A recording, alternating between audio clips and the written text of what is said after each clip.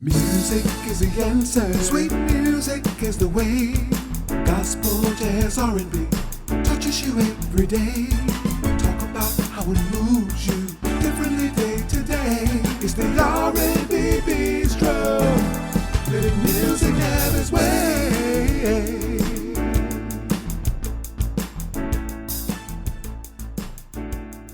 Hello, and welcome to the R B Bistro Up Close and Personal. I'm your host, Venus, here to take you through this musical dance we call life. And to do that, I bring on experts in the community to help us make it through. They give us tips so that we can go out and do what they do. Today, I'm so excited because I have a wonderful, phenomenal woman on the show today. She is a talented flutist, extremely talented flutist. She's a vocalist, a composer, a radio personality, and a budding voice actor. She has won many awards and was up for NAACP nominee. The girl is blazing the trail and killing it amongst all those men out there. Sorry, men. Anyway, she's a native New Yorker. She lives in Atlanta. She's a wife. She's a mother. And she's an all-around, charismatic, beautiful person that I am girlfriend crushing on. In case you didn't know that, Ragan, I'm girlfriend crushing on you. I'd like to thank Ragan Whiteside for being here at the R B Bistro today. How are you? I'm doing great. Thank you so much for having me on your show. I'm so honored. Girl, it's been a pleasure since I met you. We'll get into how I met you later on, but can we get up close and personal? Absolutely. All right. So I read that you started in music at 5 years old. So let me ask you, what did you want to be when you grew up? I wanted to be a musician. Okay. I wanted to be in music. I knew I wanted to be a performer. I loved being on stage.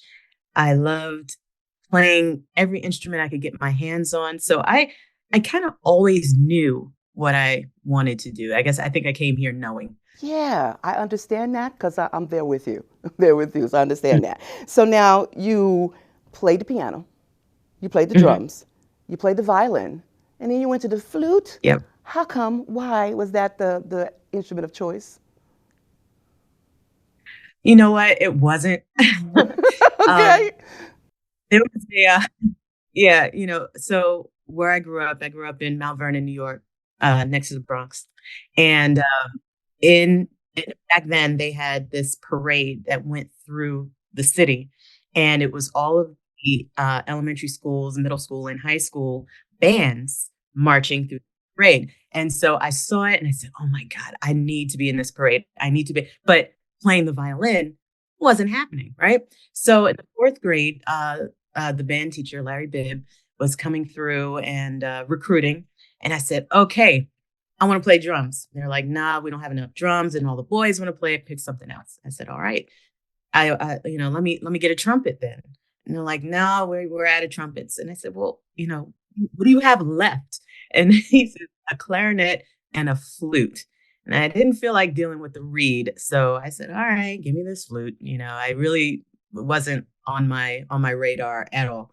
And it took me a week to get a sound out of it. Everybody's bringing home their instruments, all the kids on the block, they were just making all kinds of squawky noises and everything with their stuff. And all I'm hearing is, and other people were able to get a sound out of it. And so I got mad and I just kept at it. And then one day it clicked and I started to like it. I started to get good at it and just kept rolling with it. So with that, I'm sure it takes a lot of wind to do that. Mm-hmm. So how do you train and keep your body in shape so that you're always at top level for that? I exercise 4 to 5 times a week. A lot of cardio, a lot of weight training, and also getting in the video games that have workout stuff in them. I'm all over that. So riding my bike. I try to stay as active as I can. I mean, plus I have 2 young kids. Yes, I saw that. I know you have a girl. What's it? You have 2 girls or what? Yeah. I have a girl and a boy. A girl and a boy. And the boy's oldest? Yes. Nice. Are they musically inclined as well?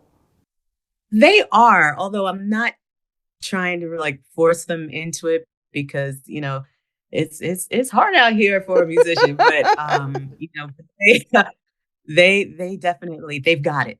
They have the ear. They both play drums. You know, the Good. Oh, drum nice. set. Nice. You know, because my husband is also a drummer and a guitar player, keys, and so this is a very musical household. So they're always around musicians. So you know, I'm trying not to over. I don't think you can stop that. They probably will do something. I hope they do. You know, even if they just have like a strong appreciation for it. I'm not going to force them. You know, but I'm glad that they have an appreciation. Yeah. So now you trained in classical music, but you moved to jazz, R&B, and funk. What made you do that?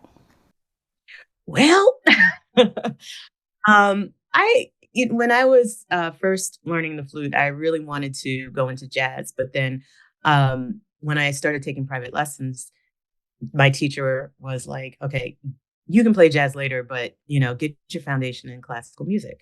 And so I was forced once again into doing something, but I started to like it and started getting good at it, started winning competitions. And I said, well, you know, maybe I can, you know, maybe this is my path, you know, going into, you know, a classical orchestra and, or being a soloist.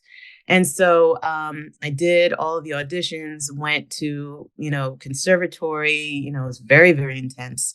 And, but you know, by the time I got to my senior year, my heart just wasn't in it. You know, the support, my support system wasn't there. Um, and it was also at the time, you know, it weren't a lot of people of color in these orchestras in this genre at all. So, you know, when I was in school, um, I was the only one there. I was the only Black person in the school, And that and could be intimidating, but it can also make you it, shine out above the rest. yeah, it makes Yeah. you stick out for sure. Makes you stick out. But I feel like, you know, it just, I always felt like I had to work, you know, 3 times as hard Harder. as Yeah. everybody Yeah. else. You I know, understand.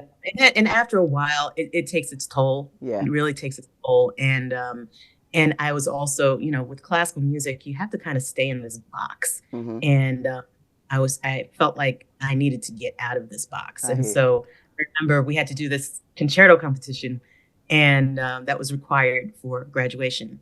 And I knew this concerto backwards and forwards. It's 20 minutes. You know, I knew it from memory. I got in there and played halfway through and forgot Wow. the whole thing. And I stopped, and the panel of judges were like, you know, you're doing really well. You know, you can just start again. And I said, you know what? No. And I walked out, Get and out. saw a lot of people. And but I graduated, and you know, did the whole thing, and went back home to New York, and I went to this. I mean, it was like 3 weeks after I graduated, and I went to this little jazz club in Scarsdale, of Hmm. all places. They got jazz clubs in Called Scarsdale. Yeah, Ooh, well, I they forgot did to then. tell you, I'm from Mount Vernon area, so but I didn't go out Oh, much okay, then. yeah, Anyway, yeah. yeah. Yeah, Hmm. so I mean, it was a little intimate club called the August Blue Light, Ooh, and nice. Bob Baldwin and Love him. Mary Rose um, were playing a bunch of cats. There was a lot of people on that gig, and I was sitting right up front, and I was just blown away. And I said, This is this what is I what I want want to to do." do. Well, Yeah, so I it's the went up. right decision because you've been winning awards and phenomenal nominations since 2006 to the present. How does that feel? Like you It made feels the, amazing. It yeah. feels amazing. You know, it's a grind for Hmm. sure. It's a Hmm. grind. It's a hustle. It's the whole thing. But it's great to be able to look back and see the progression and Exactly, seeing things exactly. grow. And I like that you said that it's a grind. That's keeping it real because a lot of people, they see people doing things and they go, oh, I want to do that, like voiceover, and Mhm. we'll come to that. And they think that, oh, all you do is talk. Or, oh, all you do is stand up, they look cute and sing. And it's not that, it's a grind. It It's is. real. It's a grind, and this show's about real business, not just R&B, which people think it is. It's real business and R&B. But anyway, so now you mentioned my friend. You know him better than I do, but Bob Baldwin. He was on the show when the show first started. He's supposed to come back again, and I just saw him last year at the Jazz Fest at Hub City. And I heard that you were there, but I didn't see you. I was there, but I didn't see Yeah, you. Well, Yeah, I was there. We did our show together. oh, okay. Well, I don't know how I missed you then. So I probably was paying I don't attention know to him. either. But anyway, so you said Marion Meadows, Patrice Rushen, Bob Baldwin, just to name a few of the Hmm. people you work with. So tell us, more about how that connection came to be. With Patrice? No, with Bob, But, because oh, I with think he does a Bob. lot of Okay. things with you now, Yeah. right? Yes. Mm-hmm. So that day at August Blue Light, I went up to him and I told him, I'm a classical musician. I just graduated from college, and and I want to go into jazz. And what advice do you have for me? Mm-hmm. And we ended up talking for a good 45 minutes. Wow. And he invited me to a session that he was doing like 2 days later to record a jingle for CD 101.9, which Mm-hmm. was the smooth jazz station in New York at the Yeah, I time. was on that And, station. Mm-hmm. ah, there you go. Yeah. So, yeah, so I went into the studio and I had my little flute with me and I was just there to really just kind of be a fly on the wall because I had not been in that type of studio before. Mm-hmm. And I ended up playing on the jingle. Wow. And this whole thing, it was such a pivotal moment in my life because the person who owns the studio, Dennis Johnson, I Mm-hmm. actually ended up marrying him Mm-hmm. many years later. But between Dennis teaching me how to run a session, how to run a studio, how to make music with computers, and then Bob showing me how to break every rule that had just been drilled into my head Yeah. for years and years and years, Yeah. making a transition from classical to jazz.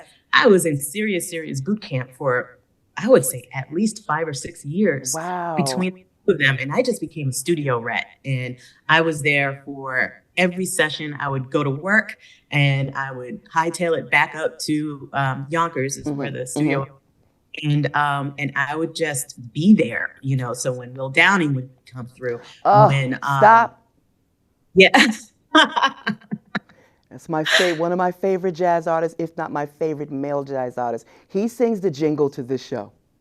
So cool. cool, So cool. yeah. And Bob, when I was interviewing him, he said, you owe Venus a visit. And so I want you to tell him when you see him, even though he lives Okay. not too far from me, you need to come on the show. I watched him. I woke up at 5 o'clock in the morning yesterday. Couldn't go to sleep. Turned on the TV. Unsung is on. Who is it? Will Downing. So I sent him a note. I'm watching you at 5 o'clock in the morning. Anyway, when you see him, you tell him that he owes Venus a studio visit. Okay? I'm counting on you, Ragan. Okay. Go ahead. Back to I that. will. You remember your place? Go ahead. Yeah, I know. There were, a lot of people going through there. Tony Smith, who sang on Funkin' for Jamaica. Okay. Okay. Jamaica funk. That's what it is. Yeah. Freddie Jackson, Audrey Wheeler, all kinds of coming Folks through. in and out. You were in your Marion glory. Meadows. Oh man, it was great, and I would just sit there and just soak it all in and learn everything from microphone technique, recording technique, because it's different Yeah. in the studio than it is live Right. in front of an audience. Right. So, and learning how to prepare, how to do different takes, all of the layering that happens.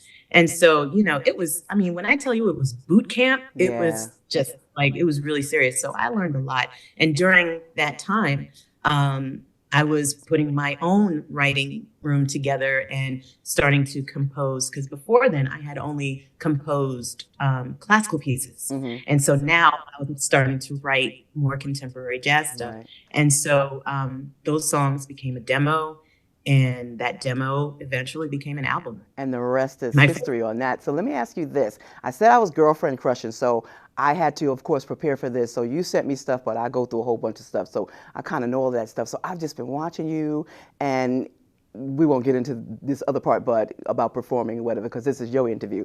I watch you when you perform, and the look on your face and your body movement and everything, your face is like you're transcended somewhere. Where do you go when you're playing? I wish I knew, because it's definitely not here.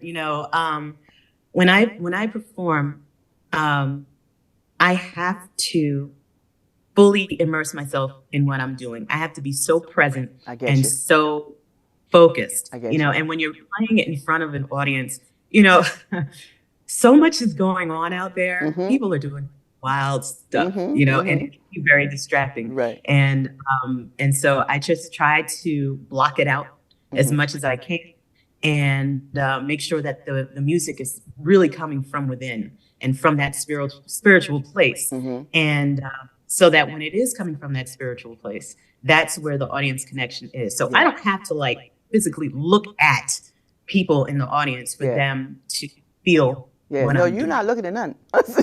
No. Your eyes are Mm-mm. closed. Oh my God. And just the body movement and the rhythm, and you could tell that you're really into it. It's a beautiful thing. Oh, It's thank a you. beautiful. I told you, I'm girlfriend cushion. You like my new best friend, honey. So now you're an independent artist, and you said you work with your husband, produce and everything, and you guys have a label. Let me make Yes. sure I say it right. Radis Music.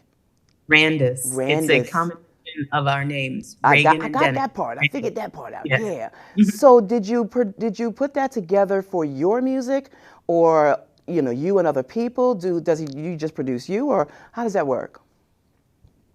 Well, initially it was just for me Mm-hmm. because at the time when I was coming out with like my first album or two, Mm-hmm. um, flute was not an instrument that was welcome in Mm-hmm. contemporary arts. And I just got a whole lot of no's and a whole lot of doors slammed in my face. So I said, you know what, we'll start our own label. And you know, at that time, you know, it was really the tools that independent artists needed were really starting to develop, and you can do so much more. And so yeah, we went on and did that, and then eventually, as things got better and things started rolling and we started seeing successes, um, we started branching out into other people, Mm-hmm. you know, using Oh, so you other do produce artists. other people on the label? Yes, Oh, that's yes. Now good. That's good. it's still in its infancy. You know, Mm-hmm. we're doing singles on people and production work for Mm-hmm. people and everything under the Randus umbrella. So Okay. we haven't yet done like the full out. Okay, you are a Randus music label Artists. person. Mm-hmm. You know, Mm-hmm. artist. We haven't done that yet. That actually costs a lot of money. I can imagine. I can imagine. Yeah, Yeah. because I'm sure a lot of people want to do it, and you got Jay-Z doing it, and P Diddy, and all those people, Rihanna, and all those people doing it. But when a regular person looks at it, which is why I'm going to get to the tips towards the end, it's like, how do you do that? How do you do that? And that's what this show is about. I got to keep saying it. This show is about how do you do that? And so you, an expert, comes on to tell us how you do that. So now your last project, you got 6 CDs, right? Yes, Yeah. yes. And we're working on number 7 right now. Number 7. All right. And the top one right now is Thrill Ride. Yes. I want everybody to go out and see that video, Thrill Ride. It's so cool. So what was the inspiration for that? And that hit the Billboard charts at number 1, right? Yes, Mm-hmm. yes, that went to number 1. Dennis came up with this hook and this turnaround, and it sounded so exciting. Mm-hmm. And he and I both we love anything that's adventurous, Mm-hmm. and so we like to we were renting this a Riker and the Can-Am thing, and these sports cars and all kinds of things. And so we were just like, you know what? This is the video. We need to just go on and just figure out whatever is, thrilling for this song that we're calling Thrill Ride. Right. And then it just got silly. And so, cause I'm a complete goofball. I have no brain. No, But, I would not believe that, Ragan. No. I am just silly. So and so then the video just kind of went left, So it's all It's about a cool video. I love humor. So I'm looking at the video while I'm writing them questions. And I'm going, okay, Venus, pay attention. But it was so cool. It was so cool. I don't want to lose time because I don't like for anything to be left on the cutting room floor. So I got to cover everything. So now you are a musician. You're gigging all over.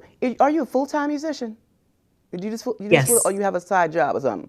Like a corporate job? No. None of that. Good. No. Okay. So you're a musician. No, I quit my corporate job last year, actually. Really, just last year? Okay.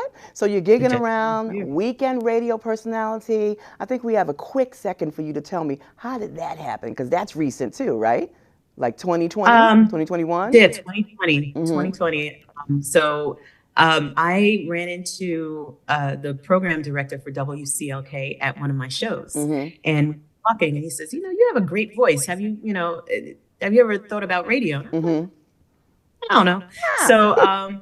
So he called, and I kind of dismissed it, but then he called me Right. like directly, and he said, "No, I'm serious. Wow. Would you, And he says, "Okay, so audition." So he sent me a script, Mm-hmm.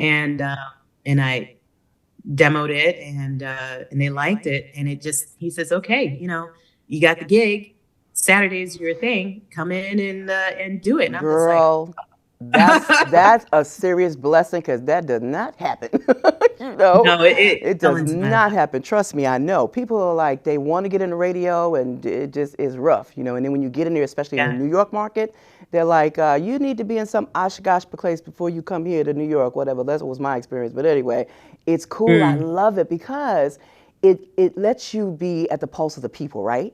You feel yes. like the people really are connected to you, or rather, the people feel like they're really connected to you because it's so personal. That's why we got a lot Yes. of stars with radio shows, right? Yeah. Yeah. So let's come on down to December 2023, and they had this voiceover thing, this conference out in California, Mhm. and it was Yes. 1,800 people who put in their auditions so that they could be the voice of CBS Los Angeles.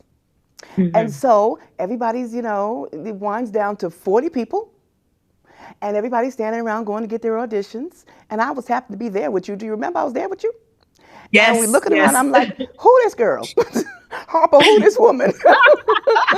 Harper, who this woman? Anyway, so go down to 40, and then it goes down to 6. And you were Mhm. among the 6, and Yes. then emerged as the winner to be the voice of CBS Los Angeles. How is that feeling?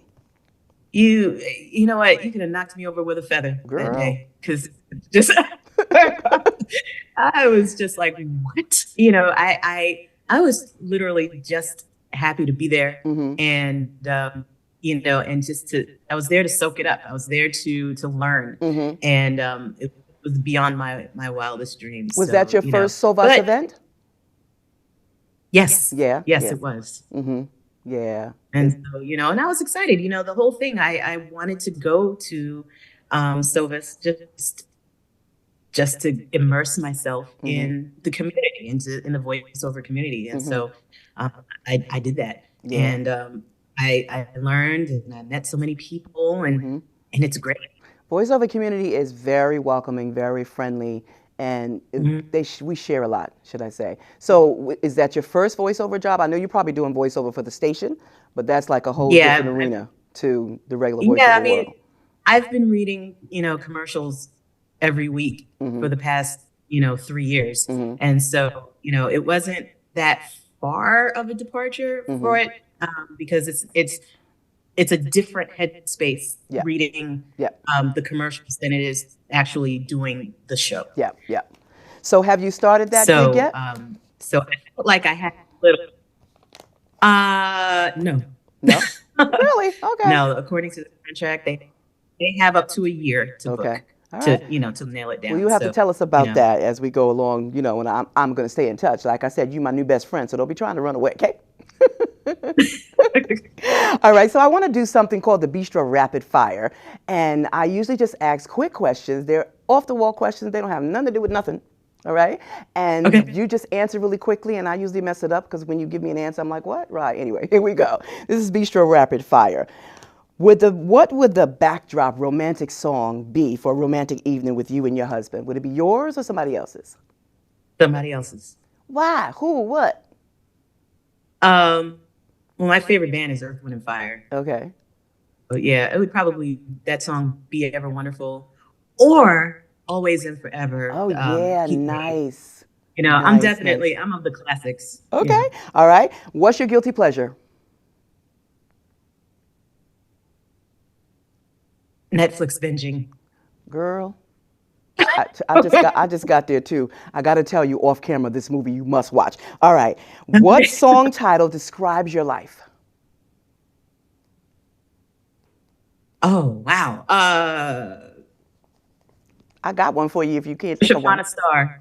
Wish Upon a Star. You better live Mhm. life like it's golden, girl. All right, let's go back to being serious. What advice would you give an aspiring artist who wants to start their own record label? They want to produce. Give me 3 concrete tips. Learn the business behind the business. Mm-hmm. Make strong relationships Mm-hmm. and get up on your social media marketing. Nice. Nice, nice, nice. All right. And what's coming up next for you, Ragan? Well, I have a couple of shows coming up. I'm going to be at Blues Alley Mm-hmm. in DC February 21st. I'll Mm-hmm. be in Atlanta and Birmingham after that at the Perfect Note. They have, sister clubs. Okay. And and a bunch of Seabreeze Jazz Festival, also working on the album, and we're going to drop a new single in March. Nice. Yeah, there's a lot going on. All right. And how can our viewers stay connected to you? There's my website, RaganWhiteside.com, Okay. or Facebook, Ragan Whiteside Music, Instagram, Ragan Whiteside. All right. Ragan, I want to see you at VO Atlanta this year if you can, March, first weekend. Yes, I will be there. Going to be there. Good. I'm on the program this year. Yay. Hey, all right. All right. So it's been a pleasure. Thank you so much for being here. Make sure you stay in touch, all right? Definitely will. Thank you so much for having me. All right, great. This has been the R B Bistro Up Close and Personal with Venus. Remember, it's never too late to live your dreams. And when you do, I'll be there encouraging you. Remember to tell somebody about the bistro. Follow us on everything, all social media. I'm there. And come on back and see who we talk to next. Bye now.